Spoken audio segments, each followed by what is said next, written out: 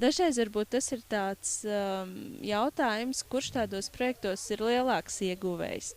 Tā mērķa grupa, kam tas tiek veltīts, jeb arī tie paši jaunieši, kas iesaistās un dara. Un, manuprāt, tās tādas sociālās prasmes, ko jaunieši iegūst iesaistoties, ir, tā kā pilnīgi, es domāju, pat neatsverama tāda dzīves gudrība prasmes, ko nekad neiegūst skolas solā mācoties. Un līdz ar to es domāju, ka šo dzīves gudrību, ko viņi dabū paši darot, ka tā ir tāda ļoti tāda liela pievienotā vērtība, ko viņi citur neiegūst. Es domāju, ka Alfkurs savā saturā ir ļoti piemērots, jo arī savā formātā vairāk, jo viņš ļoti labā veidā piedāvā iepazīties ar kristietības saturu, kas, manuprāt, ir būtiski, lai jaunieši varētu iepazīties ar šo alfa kursu ar iespēju veidot personīgas attiecības ar Dievu un ar šīm attiecībām arī iegūt kaut kādu jaunu dzīves perspektīvu un sākumu. Un es domāju, ka alfa kurs jau ir gadiem pierādījusi sevi kā ļoti labu instrumentu, tieši lai apgūtu kristietības saturu, jo to arī pierāda, ka viņi lieto dažādās baznīcās, daudzās valstīs, un es tikai priecājos, ka arī jauniešiem cēs audzināšanas iestādē šāda iespēja ir radīta. Tā.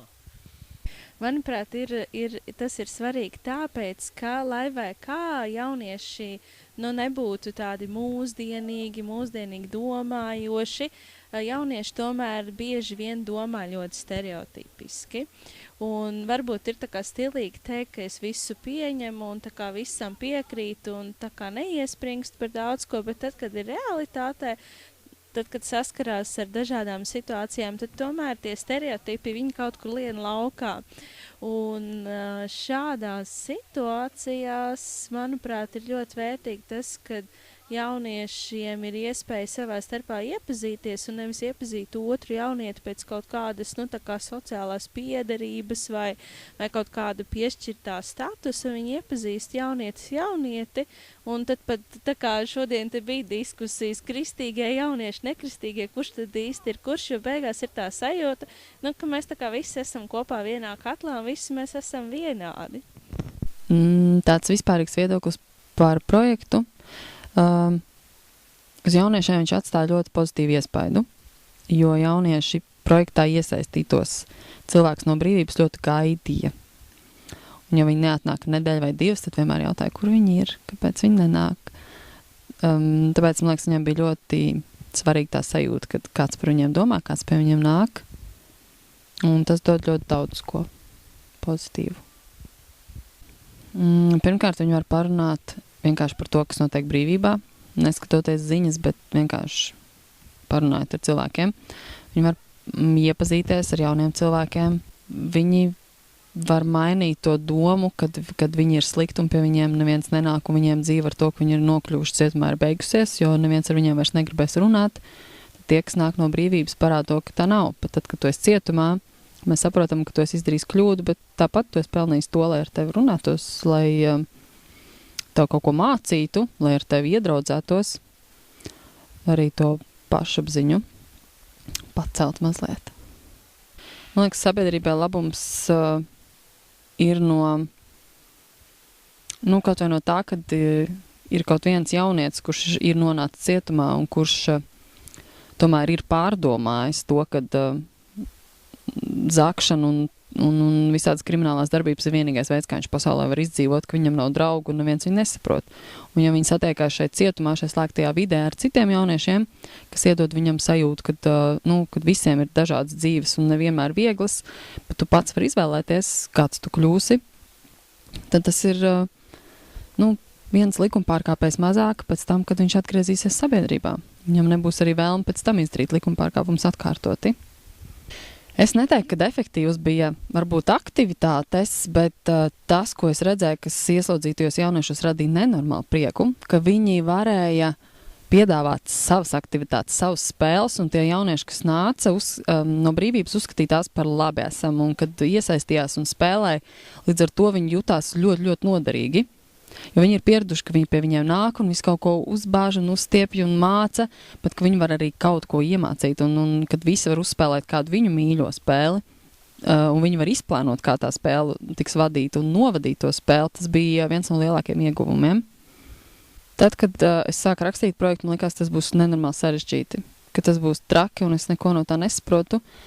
Tagad es praktiski nevaru saprast, kā es šito gadu būtu nodzīvojis vai pat 2 gadus bez tiem projektiem, jo tās tik daudz iespējas. Ir, protams, tādas sarežģītas lietas, bet ar laiku arī tās saprot, un tie projekti aizņem ļoti daudz laika, bet ar viņiem pavērs ļoti daudz iespējas jebkuriem jauniešiem. Tu vari piepildīt praktiski jebkādas vēlmes. Tikai galvenais ideju, noformulē mērķi, un viss. Bija forši. Jaunieši ļoti to novērtēja, tāpēc man liekas, ka, ir svarīgi tādi projekti. Es nezinu, vai cietums maina cilvēku. Tas ir ļoti filozofisks jautājums, un ir skaidrs, ka maina. Kā? Es domāju, par to vēl zinātnieki strīdās, vai uz labo vai uz slikto pusi. Arī paši jaunieši par to strīdās, kuram tas cietums ir izglābs viņa dzīvi, kuram tomēr apstādinājis. Manuprāt, ļoti pozitīva pieredze, jo būdams brīvībā mūsu zēniem nebija iespējas komunicēt un cieši komunicēt ar citādiem vienaudžiem, nekā tādiem, kādi viņi ir. Jo parasti viņi pašos skolās sakumos viņi bija jau tie, kurus atgrūž, jo viņiem bija uzvedības problēmas un, protams, ka klase vienaudžiem diezgan grūti sadzīvot ar tādiem zēniem un tad, veidojas tā plaisa un tā distance ļoti, tāda diezgan stipri izteikta, un tad viņiem liekas, ka tie, labiņie, tie visi botāniķi un tādi pozitīvi, tad ar viņiem, nav par ko runāt. Pirmām kārtām viņi tādi neiedzīgi un neinteresanti, un otram kārtām viņiem tās iekšējās bailes, kā, viņi atkal tiks atgrūsti un netiks pieņemti, saprasti, un ar viņiem, nerunās tā kā līdzīgs ar līdzīgo. Un šeit viņiem tā lieliska pieredze, ka visi tie tādi interesanti un divaini, kuri dara tādas labas lietās, tie labiņie visi, ka viņi nāk un komunicē un visiem interesanti, un tad izradās, ka viņi tādi paši cilvēki un līdzīgi jaunieši, un viņus interesē un aizrauj līdzīgas lietas, un tas viņiem, manuprāt, ka stipri pazemināja tās bailes un deva to tādu, pārliecību par to, ka īstenībā, nav viņi tik atšķirīgi, kā šķiet, un ar visiem cilvēkiem var atrast to kopīgu valodu un tas, kas vieno, arī kādu cilvēku. Man liekas, ka tas ir lielākais ieguvums mūsu zēniem. Viņiem bija tāds stereotips, tādi uzskati, ka cilvēki, kuri nopietni tic Dievam, kuri īstie tādi kristieši, tad tie ir vecie tantuki tādi, kuri, tikai, tad tas ir normāli, bet kad jaunieši tiešām nopietni runā par un saprot kristietības būtību un šitās lietas, viss, kas ir saistīts, un arī dzīvo, saskaņā ar to savu ticību un mīl Dievu un saprot to visu.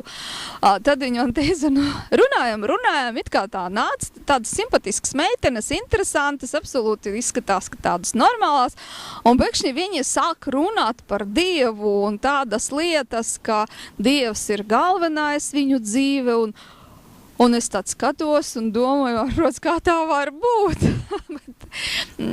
Un tas tiešām arī bija tas kārtējo stereotīpu laušanas moments, brīdis, kad tiešām jaunieši, viņi saprot, ka viņi arī var iet uz baznīcu, un tas nav tāpēc, ka kāds viņam piespiedu kārta to liek darīt, vai vēl kaut kas, bet tiešām, ka jaunie cilvēki arī var saprast šo to no lielām lietām, nopietnām, Cik es vēroju, ļoti daudz bija izbrīnītās sejas un tādas, reakcijās, ir īpaši, kad piedalījās talantu konkursos, kad mūsu zēni tur savus talantus radīja, kā vau, nevar būt. Un reāli jauniešiem, kuriem nekāda nebija saskarsmē ar likuma pārkāpējiem un ar cietumiem un ar to otro tādu, tumšo dzīves pusi, ja, viņiem arī ļoti maz priekšstats par to, kas tur notiek un kādi ir tie cilvēki, kas aiz žogā, kādi viņi reāli ir, un tad atkal visādi, veidojas tādi priekšstāti no masu mēdījiem sniegtas informācijas, kurā pārsvarā ir negatīvā, un tad arī liekas, ka tur tādi monstri vispār sēž, bet reāli visi cilvēki, kuri nokļūst ieslodzījumā, vienkārši izdarīja lielu kļūdu, lielāku vai mazāku savā dzīve, un viņi nav nekādi monstri. Viņi ir tādi paši cilvēki, un to, ka jaunieši, kuri nāk ieslodzījumā no brīvībās, un viņi redz, ka tiem jauniešiem arī ir ļoti daudz pozitīvas lietas, ka viņi ir talantīgi, ka viņi daudz ko prot un māk, un vienkārši, viņiem nebija iespējās iepriekš, to kaut kāda veida parādīt. Un, tas ir ļoti labi, manuprāt, un to, cik reizes es dzirdēju, kas varēja iedomāties, ka tās tā varētu būt. Ja? Un tas, man liekas, ka laba pieredze, paplašinot redzes loku jauniešiem, kuri nāk iekšā un komunicē. Tagad man ļoti patīk, nezinu, kurš pateica, ka cilvēki, kuri nonāk ieslodzījumā, viņi nenāk no Marsa. Viņi nav nekādi citplanētieši, viņi ir tādi paši cilvēki kā mēs, kuri dzīvo mūsu valstī, kuri staigā pa tām pašām ielām, pa kurām staigājam mēs, mūsu tuvie cilvēki, bērni, vecie cilvēki un tā tālāk. Un to, kā viņi vienkārši iespundoti aiz restēm, tas neko daudz nemaina. Reāli ne viņu dzīves izpratnē, ne viņu uzvedībā.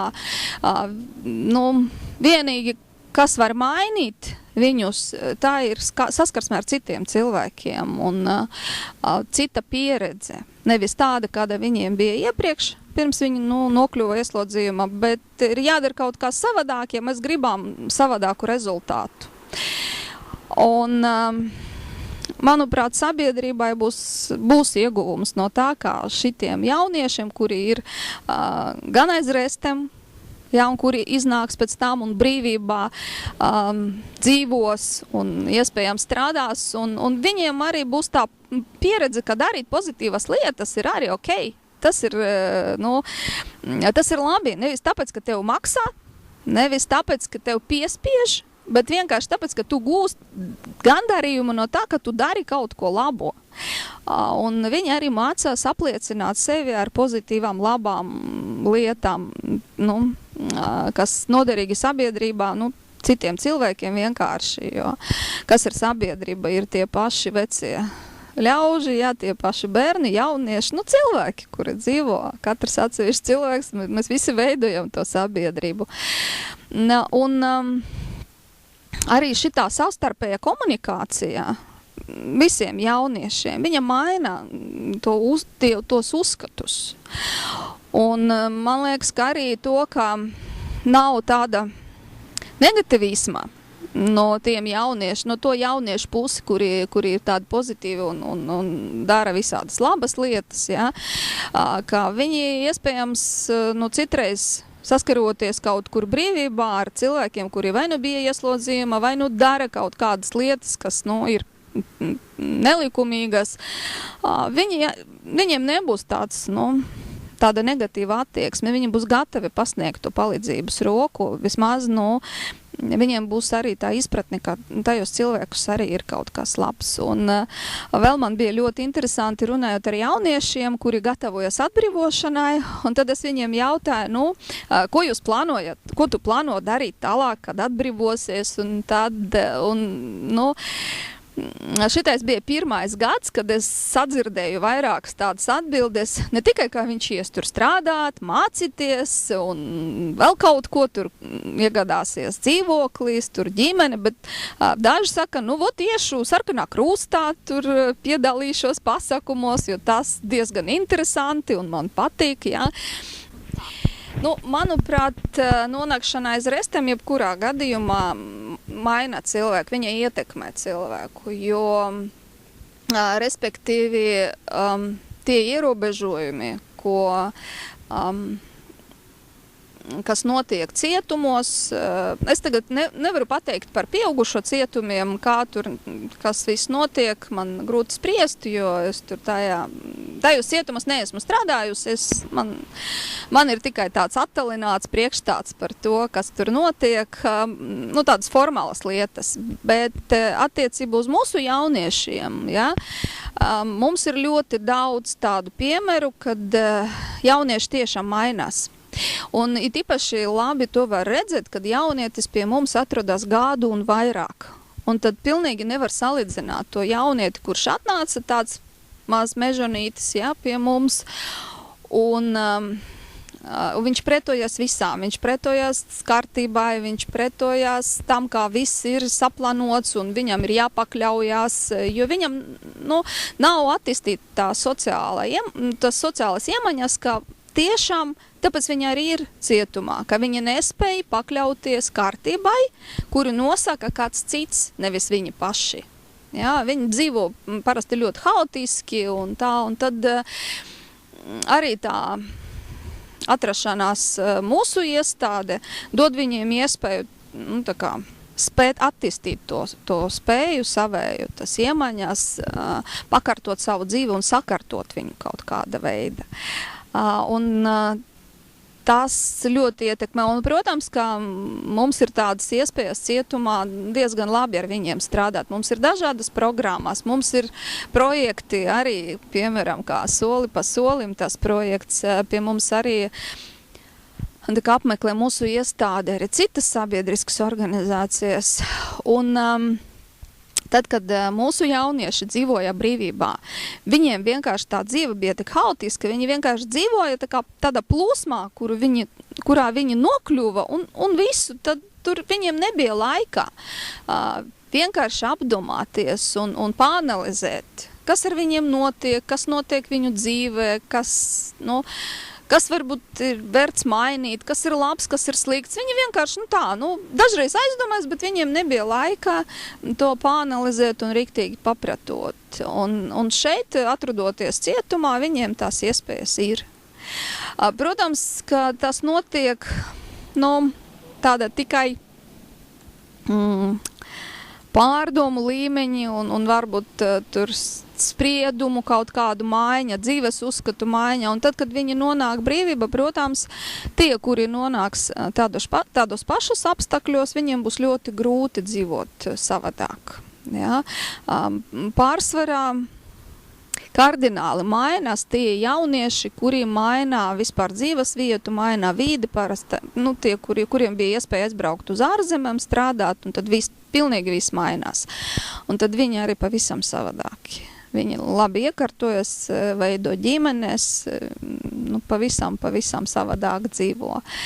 Protams, ka ne visiem tas izdodas, bet ļoti bieži zēni saka, ka viņi pat pateicīgi liktenim, kā nokļuva mūsu iestādē, jo savādāk, ja viņi vēl būtu kādu laiku brīvībā, tad noteikti pastrādātu kādu smagāku noziegumu, piemēram, ja, vai sāktu lietot smagākas narkotiskas vielas un varbūt arī nomirtu pilnīgi kaut kādu negadījumu rezultāti. Jā.